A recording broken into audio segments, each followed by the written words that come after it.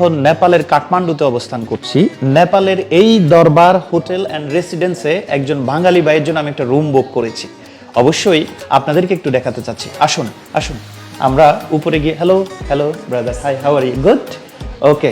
আমরা 102 নম্বরে রুমটা বুক করেছি। চলুন আমরা এখন ওই হোটেলের দিকে যাই। অলরেডি আমি রুমের সামনে চলে এসেছি। এই যে দেখুন একটি কার্ড আছে, কার্ডটি স্কেচ করলে এই যে রুমটি খুলে গিয়েছে। মাশাআল্লাহ, কাম কাম ব্রাদার, মাশাআল্লাহ, মারহাবা মারহাবা। এটা হচ্ছে আমার বাঙালি ভাইয়ের জন্য এই রুমটি আমি ঠিক করেছি। এটার প্রাইস অবশ্যই জানাচ্ছি, আপনারা দেখবেন। এখানে দেখার মতো একটা ভিউ আছে। এই যে এটা এখন ওপেন করব না আমরা।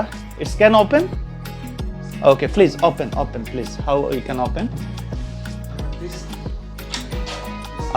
বাহিরের ভিউটা দেখার জন্য দেখুন, এটা হচ্ছে বাইরের ভিউটা। আর এখানে একটা এলইডি আছে বন্ধুরা। তারপরে একটু এই যে দেখুন টেলিফোন আছে। তারপরে এখানে আছে আপনার ওই যে তাদের কোট ব্ল্যাঙ্কেট যা যা রাখা দরকার। This is washroom. এই যে দেখেন কত সুন্দর, মাশাআল্লাহ মারহাবা। এই যে এখানে একটা হেয়ার ড্রায়ার আছে। তারপরে আছে এই যে দেখেন কত সুন্দর। বন্ধুরা, এই রুমটি আমি নিয়েছি মাত্র $26। $26 আপনি এবারে নেপালি রুপিতে কনভার্ট করুন, যা হয় আর কি 4000 বা সামথিং।